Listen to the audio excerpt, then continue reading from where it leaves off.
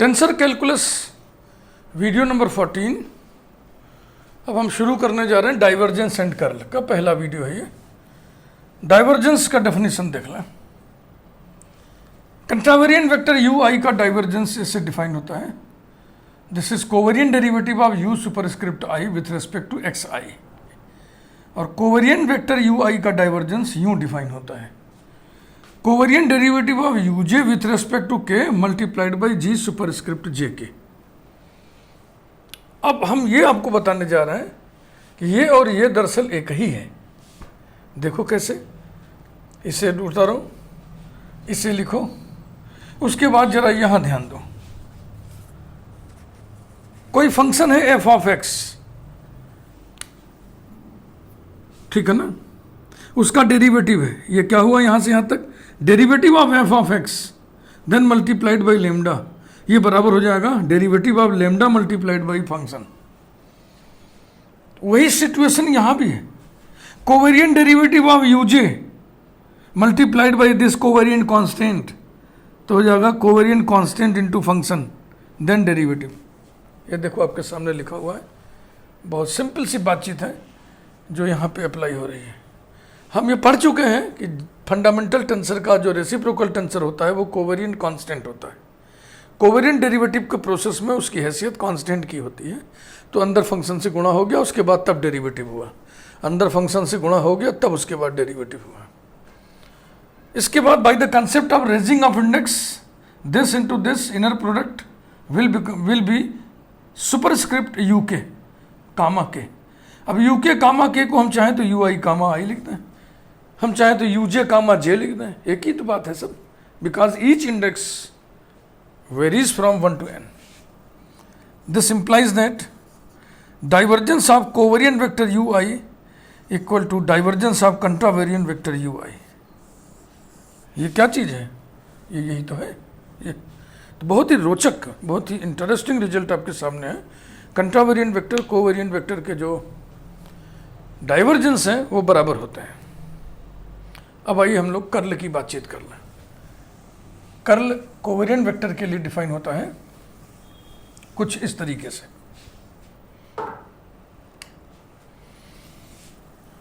Curl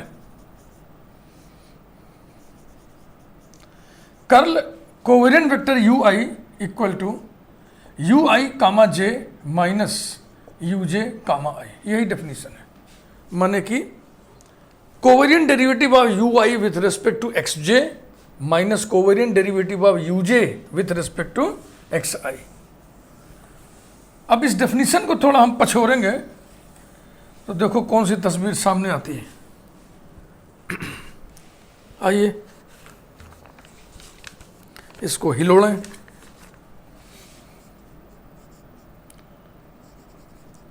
curl covariant vector U I equal to U I comma J minus U J comma I, this is equal to, इसकी value लिखिए by definition, del U I upon del X J minus U L, L यहाँ पे लिख के balance करते हैं cross करके, और फिर देखो क्या क्या इंडेक्स रह गया इसमें, आई और जे दोनों नीचे हैं, ये हो गया बस। फिर इसे लिखो minus del U J upon del X I minus U L second kind symbol L और J I.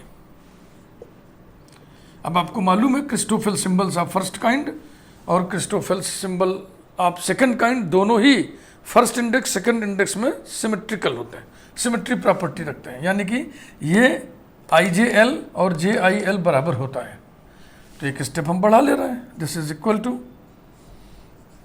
Del U I upon del X k, ओए यहाँ गड़बड़ हो गया रे भाई, ये जे लिखा है सॉरी, और माइनस ये वाला del U J upon del X I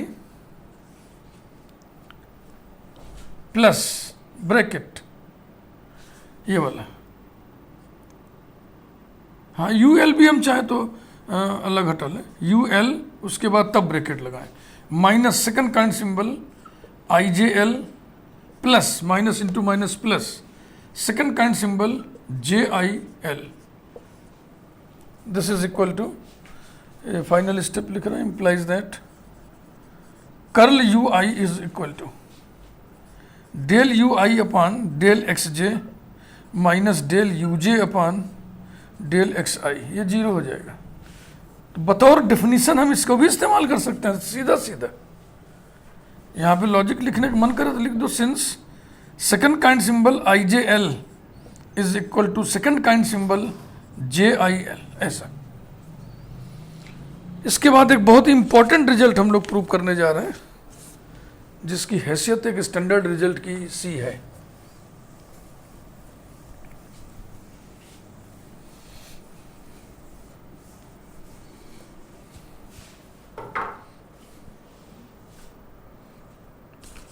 An important result.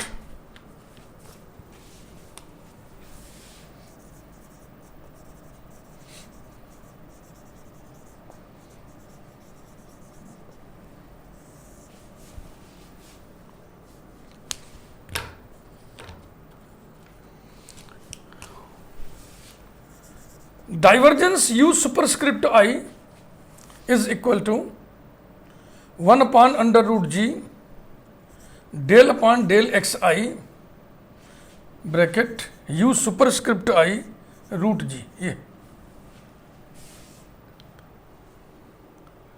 ये डाइवर्जेंस के लिए एक नया एक्सप्रेशन है, इसमें G इन्वॉल्व्ड है। आपको पता होगा ना G क्या चीज़ है, कि भूल गए? ये है डिटर्मिनेंट GIJ। इसका प्रूफ देखिए,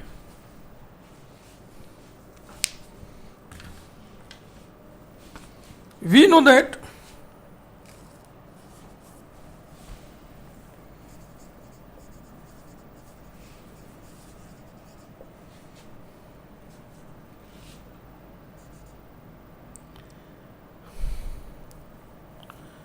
UI comma J equal to del UI upon del XJ plus U superscript K second symbol J K I।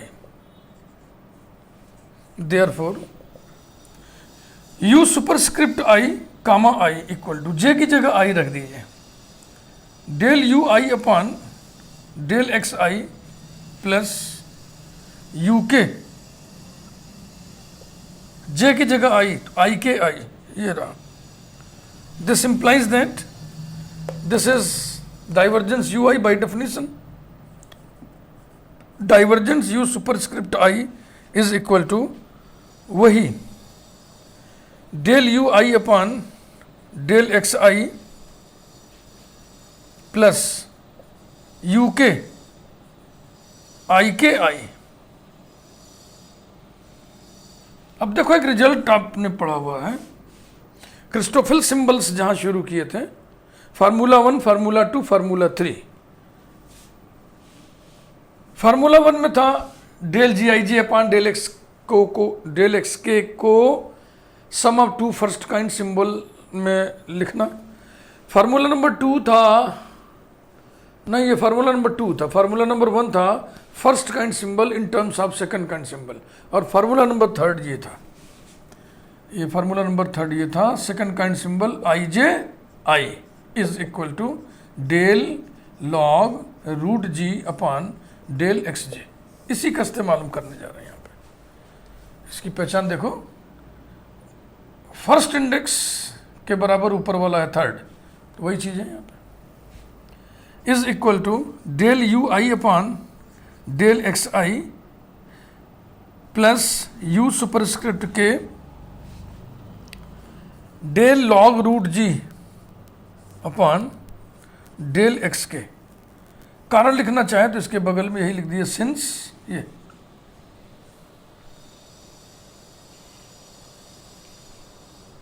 और मैं आपके लिए लिख दे रहा हूं C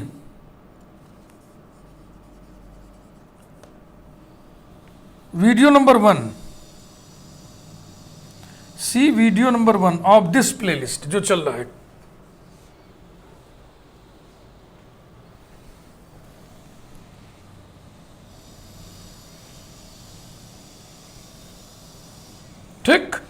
बस हो गया आपका काम। अब इसी को सेट करना है, इसी को बस सेट करते चलना है।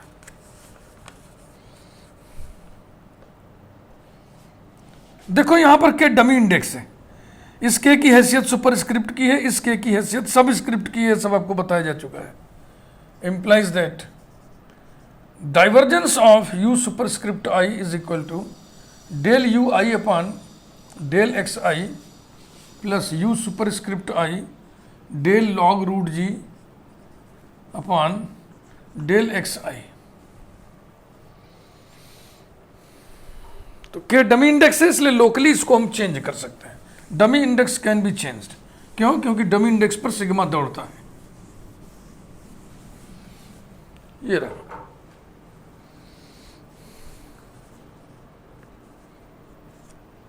Equals to del U I upon del X I plus U I. अब देखो ये क्या चीज है, ये है del upon del X I, किसका? लॉग रूट जी का। तो आप क्या लिखोगे, पहले लॉग के हिसाब से डेरिवेटिव होगा ना, तो हो जाएगा 1 upon root G del upon del X I, किसका? रूट जी का। यही लिख दो यहाँ पे, upon root G del root G upon del X आई। ठीक, लॉजिक लिखना हो तो इसी को लिख दो, सिंस ऐसे। अब 1 अपॉन रूट जी को बाहर ले लो, बस रिजल्ट आ गया, equals to 1 upon root G bracket, इसी को पहले लिख दे रहे हैं, U I del root G upon del X I plus 1 upon root G common लियो तो इसमें मल्टीप्लाई होगा ना रूट जी से, root G del U I upon del X I is equal to 1 upon root G. ये product rule दिख रहा है आपको, first function derivative of second plus second derivative of first, यानी कि ये है del upon del X I, किसका? किसका बताइए? ये है रूट जी इंटू यू आई का, या यू आई इंटू रूट जी का, जैसे चाहे वैसे लिख दो, जैसे आपके क्वेश्चन में लिखा था, मतलब रिजल्ट शुरू में। ये first function derivative of second plus second function derivative of first, यही प्रूव करना था बच्चों। ये हो गया, और इसी पर डायरेक्टली बेस्ड एक एग्जाम्पल हम करेंगे।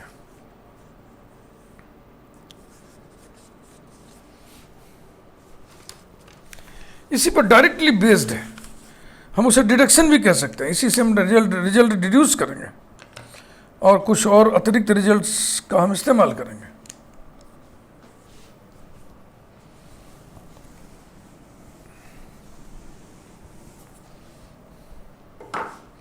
अब इसे तो हेडिंग डाल दे रहे हैं ना, एग्जाम्पल। एग्जाम्पल है टू प्रूव दैट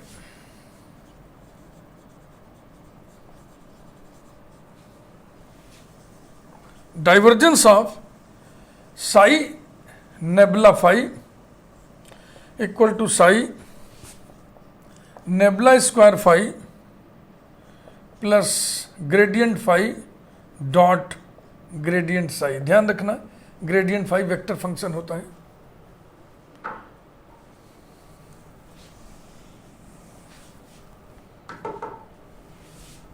अब इसका प्रूफ देखिए,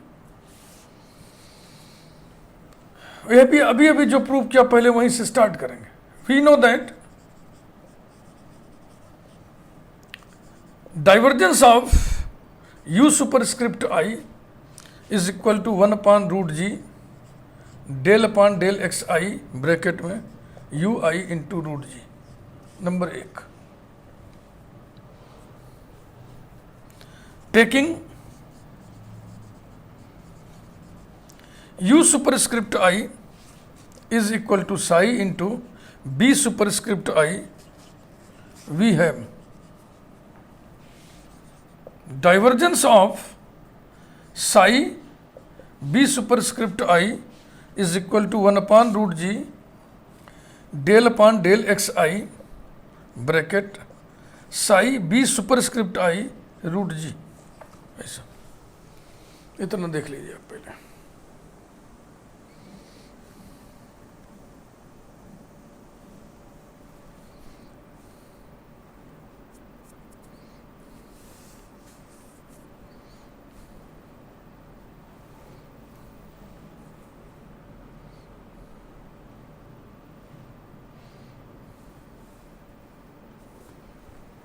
ठीक है भाई। अब हम साई को अलग, इसको अलग मान करके बाई पार्ट्स यहीं पे डिफरेंशिएट करेंगे। This is equal to 1/√g first function Sai,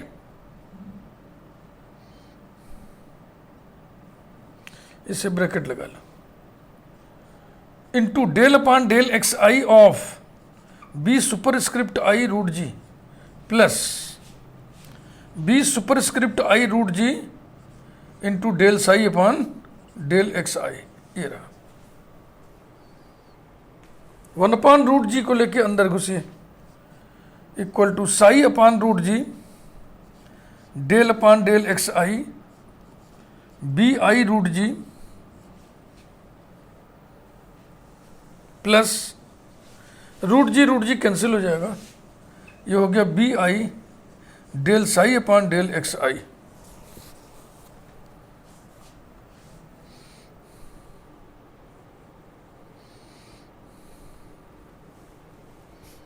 number 1 का इस्तेमाल करिए यहां पहले वाले पर, साई के बाद जो कुछ लिखा हुआ है बेहतर हो कि ऐसे लिख दीजिए आप, साई और फिर 1/√g, ये ऐसे लिख दिया हमने, ये लो और बढ़िया कर दिया। अब नंबर 1 को यहां घुसेड़िए, दिख रहा है ना आपको? तो क्या दिख रहा है? Psi divergence B superscript I plus B I del xi by 1, पहले तो ये रहा।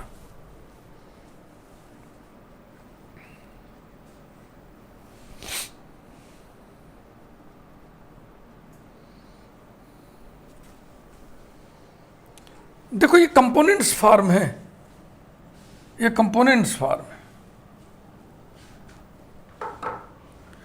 अगर हम इंडेक्स को 1 2 3 केवल वैल्यूज दें, 3 डायमेंशंस में बात कर लें, तो वेक्टर बी के कंपोनेंट्स हो जाएंगे ब्रैकेट में b1 कामा b2 कामा b3, और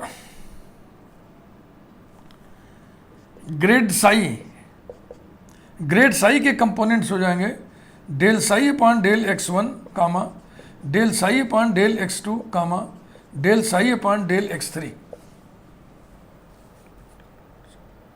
अब इन दोनों का डॉट प्रोडक्ट लीजिए तो vector B dot vector nabla psi बराबर क्या होगा?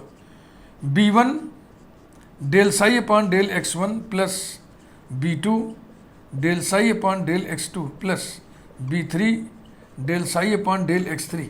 by summation convention, by Einstein summation convention, it can be expressed as bi del xi। यही लिखा हुआ है यहाँ पे, है ना? अब ये bi लिखा है तो ये कंपोनेंट्स है ना, डाइवर्जेंस bi माने डाइवर्जेंस ऑफ वेक्टर बी, तो इसको हम वेक्टर फॉर्म में लिखने जा रहे हैं, एरो वाले वेक्टर फॉर्म में। इसको अलग से मैं बॉक्स में रहने दे रहा हूं, आपको समझने में मदद देगा। ये implies that divergence of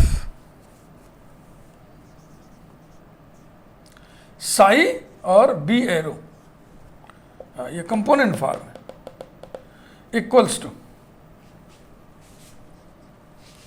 psi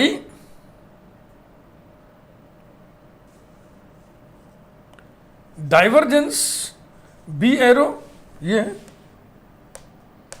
और इसका तो हमने बता ही दिया यहाँ पे, plus vector B arrow dot grad phi यानी nebula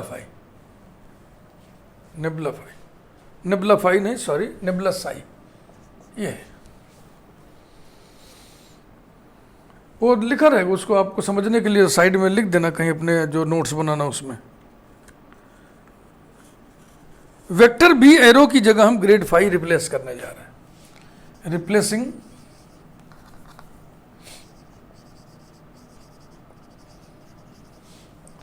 B arrow by nabla phi. We have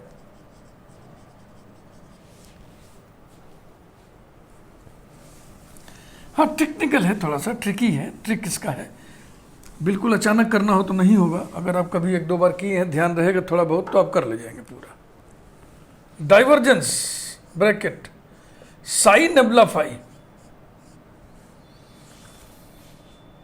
जो प्रूव करना था रिजल्ट, देखो आप गौर से, उसका लेफ्ट हैंड साइड क्लियर हो गया।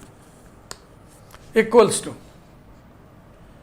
साई डाइवर्जेंस बी की जगह पर nabla phi plus nabla phi dot nabla psi equals to psi div grad phi, ऐसे लिख दिए, plus nabla phi dot nabla psi equals to psi nabla square phi plus nabla phi dot nabla Sai.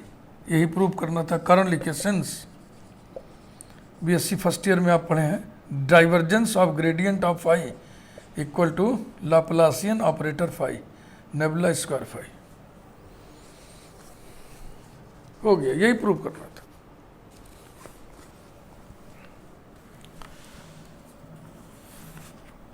तो जो important result heading डाल के हमने prove किया वो अलबत्ते सरल प्रूफ वाला रहा ना, इसमें ट्रिक का इस्तेमाल ज़्यादा हुआ है। तो ये आपको ध्यान में रखना ही पड़ेगा और इससे बचने का कोई उपाय थोड़ी। इस छोटे वीडियो को यहीं पे हम रोकते हैं। Thank you very much. Video like करिए, चैनल सब्सक्राइब जरूर कर दिया, यदि आपने अभी तक नहीं किया है तो कर दिया, तो फिर दोबारा सब्सक्राइब नहीं होता है। बेल आइकन प्रेस किए रहिए। टेंसर कैलकुलस की यात्रा अभी काफ़ी बाकी है। अभी तो हम डाइवर्जेंस कर्ल पे बेस्ड एक वीडियो और बनाएंगे। उसके बाद फिर दो बड़े ही प्रमुख टेंसर रह जाएंगे, एक कर्वेचर टेंसर और एक कोवेरिएंट कर्वेचर टेंसर। उनकी symmetric properties, skew symmetric properties, cyclic properties. उसी बीच में आपसे मुलाकात होगी रिकी टेंसर की, फिर रिकी टेंसर का कॉन्ट्रैक्शन भी हम पढ़ेंगे और बियांची आइडेंटिटी भी पढ़ेंगे। बियांची भी बोलते हैं, पिछले वीडियो मैंने कहा था बियांकी बोलना चाहिए, लेकिन मैंने फिर उसको सर्च किया तो बियांकी भी बोलते हैं, बियांची भी बोलते हैं। अच्छा, थैंक यू वेरी मच।